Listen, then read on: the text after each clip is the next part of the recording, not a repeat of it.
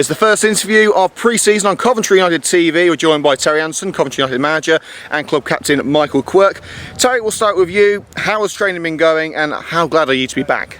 I think everyone's glad to be back.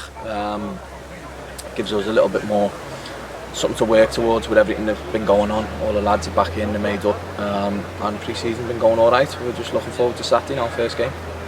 Well, of course, there'll be frustrations left over from last season. Many were convinced if last season had continued, United would have been league champions.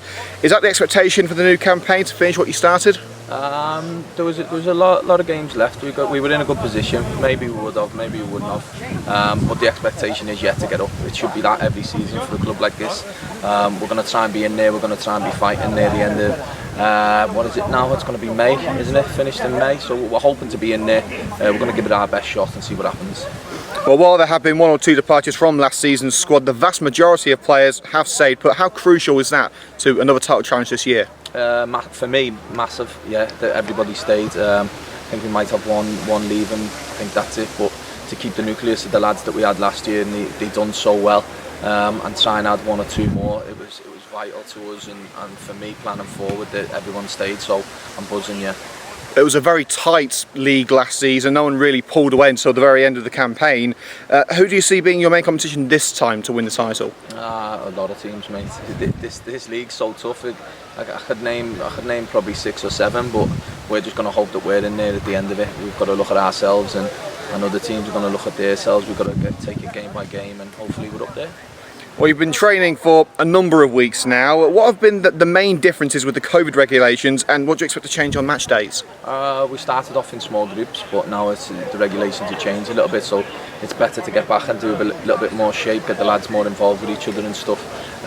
We'll see what happens with COVID, what regulations they bring in or not. It's not great not having the fans there at the moment, but hopefully in the next month or so before the season starts, hopefully we can get in and we can watch the games. Well, this will be your first season without your trusty assistant Luke Morton. How has Luke's departure affected your plans, and will you miss having him alongside you in the dugout? 100% I'll miss him. I was gutted that he left, but it was the right decision for him at the time, so we've got to accept that. Going forward, we've got to crack on. It's like anything. We are disappointed he's left, but we've got to move on, and we've got to try and regroup and go again for this coming season. A word on Tom Bates, your new assistant. How has he settled into the new role? Bates, he's been here a while now, so it's not really having to settle in too much. He's fine. He's just moved up, and he's great with it. So we're made up with Bates. Well, I'm sure you're looking forward to Saturday, the first friendly of the season at Leicester Road. Of course, there will be, as you said, no fans in attendance, and it is for everyone's safety. But football without fans, it just isn't the same, is it? Not for me.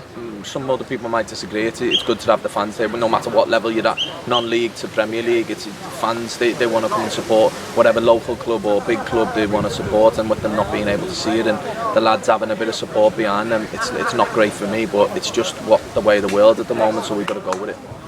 And finally, we know pre-season is all about trying new things. Is Saturday all about refining your system, or are you just going out there to get the first win on the board? It's not really. Our pre-season was awful last year. I think we won 2, did we, or something like that.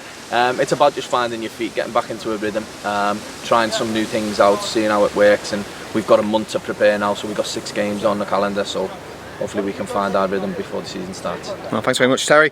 Quirky, over to you. First of all, you're starting your second season with Coventry United now. How would you describe your first 12 months with the club?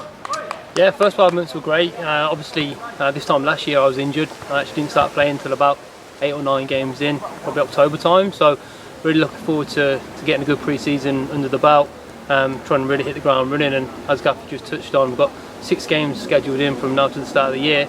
Our aim is to get fit, find out a shape, find out a play, find out how we want to play and how we're going to win matches, and see if we can bring that into the first game of the season and throughout. Well, after being denied the chance to complete your quest for the title last season for obvious reasons, how determined are you to finish the job this year?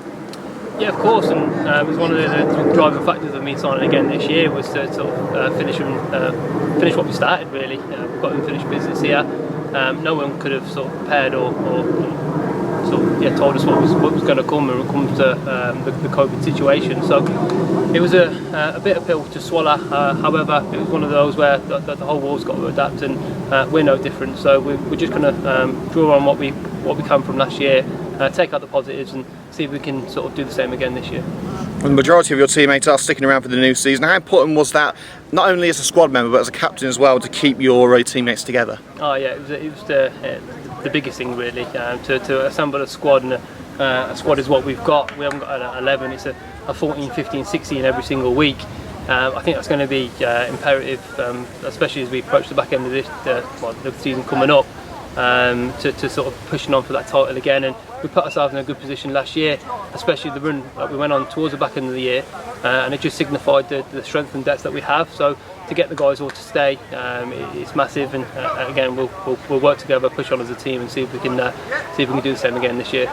We've all heard the stories about Terry's pre-season training sessions. They are, as probably describe them as brutal.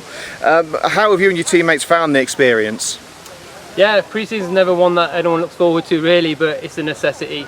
We have to do it. Of course, if we didn't, we'd start the season, we'd be 2 months behind. So they have been brutal, but there has been a good mixture of fitness work and ball work, and I think that's important as we approach the season now, that we start integrating the ball back into the training, just to give us a little bit of a touch again, so we understand our shape. But again, like I touched on, we want to be as fit as we can, ready to start the season. Well, you've gone through many pre-season regimes in your playing career at various levels. Why is it so important to get a good pre-season under your belt?